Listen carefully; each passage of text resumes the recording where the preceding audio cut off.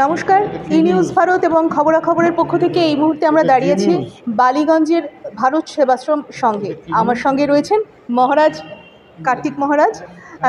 আগামী 7ই ডিসেম্বর যে 5 লক্ষ কণ্ঠে গীতাপাঠ অনুষ্ঠিত হবে, সেই জন্য আগামীকাল ভারত সেবাশ্রম সংঘে একটি প্রেস মিটের আয়োজন করা হয়েছে। মহারাজের মুখ থেকেই শুনব। মহারাজ, সনাতন সংস্কৃতি সংসদের পক্ষ থেকে আমি সভাপতি হিসাবে আগামীকাল আমাদের ফাইনাল একটা মিটিং হবে।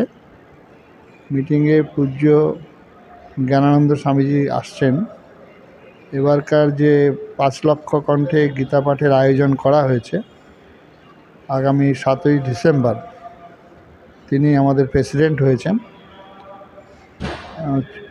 আমরা এর আগে বিভিন্ন জেলায় মিটিং করেছি, কালকে ফাইনাল মিটিং হবে। আমাদের কলকাতার যারা ব্যবসায়ী, যারা বুদ্ধিজীবী, বিভিন্ন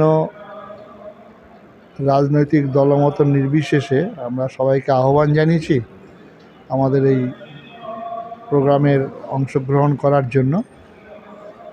আমরা টোটাল যে প্রোগ্রামটা, সেই প্রোগ্রামটাকে বিভিন্ন বিভাগে ভাগ করা হয়েছে। কালকে সেই বিভাগীয় যারা প্রধান তাদেরকে নিয়ে একটা মিটিং করা আছে।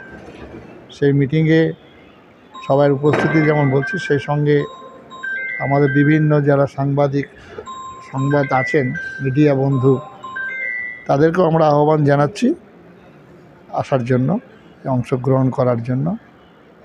নমস্কার। মহারাজ ঠিক যেমনটি বললেন, কালকে যে ফাইনাল মিটিং আছে, সমস্ত প্রেসদেরকে মহারাজের তরফ থেকে আহ্বান জানানো হচ্ছে তারা যেন কালকে এই মিটিংয়ে উপস্থিত থাকে। আমি लक्ष्मीकांत सिंघानिया हैं। हम इनसे जुड़कर बहुत गौरवान्वित हैं।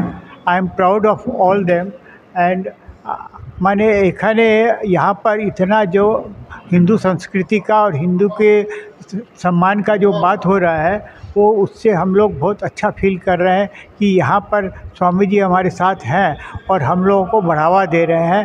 यहाँ पर हम लोग कुछ अपना स्थान सुरक्षित रख सकते हैं।